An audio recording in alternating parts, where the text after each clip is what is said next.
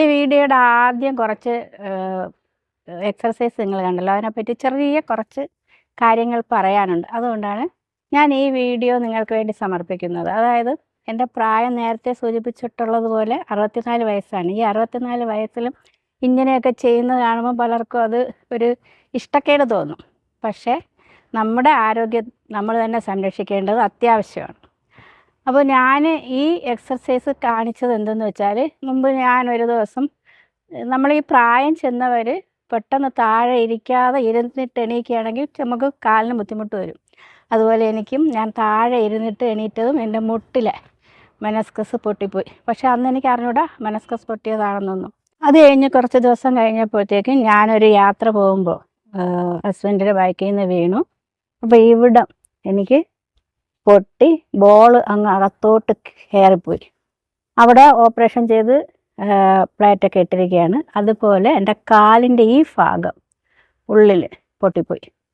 അപ്പോൾ അങ്ങനെ വളരെ ബുദ്ധിമുട്ടിലും പ്രയാസത്തിലും ഇരിക്കുമ്പോൾ എൻ്റെ മനസ്സിൽ ഞാൻ നേരത്തെ പതുക്കെ ഇങ്ങനെ ഒരു എക്സർസൈസിൻ്റെ ഭാഗമായിട്ട് ഒരു പ്ലേറ്റിൻ്റെ സൈഡിലേക്ക് ചെറുതായിട്ട് കയറുന്ന ഒരു ഭാഗമുണ്ട്.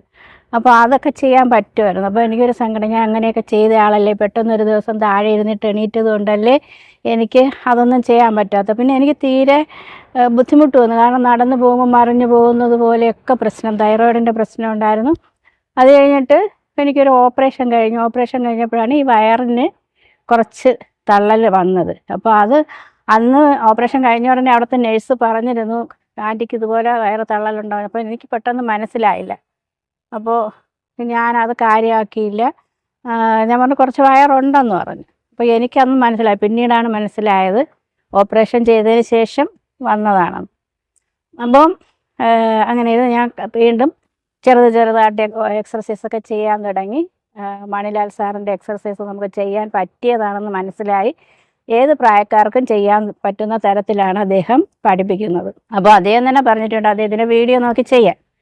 അപ്പോൾ അത് പ്രകാരം ചെയ്തു വരവേ കുട്ടികൾ സൈഡിലേക്ക് കാല് നീക്കുന്നതും ചേർത്ത് വയ്ക്കുന്നതും കണ്ട വീഡിയോ കണ്ടപ്പോൾ എനിക്കൊരു ആഗ്രഹം, അതുപോലെ ഒന്ന് ചെയ്താലോ എന്ന്. അങ്ങനെ ഞാൻ ചെയ്ത് നോക്കിയപ്പോൾ എനിക്ക് ചെയ്യാൻ പറ്റി.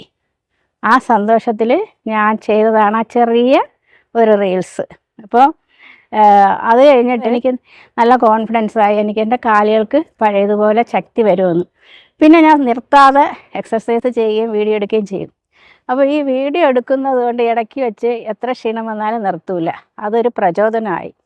അപ്പോൾ നമ്മൾ ഈ പ്രചോദനം ഉൾക്കൊണ്ടുകൊണ്ട് വീണ്ടും വീഡിയോ ചെയ്യുമ്പോൾ അത് വളരെ സന്തോഷമായി. അങ്ങനെയാണ് ഞാനത് ഫേസ്ബുക്കിലും യൂട്യൂബിലും ഒക്കെ പോസ്റ്റ് ചെയ്യുന്നത്.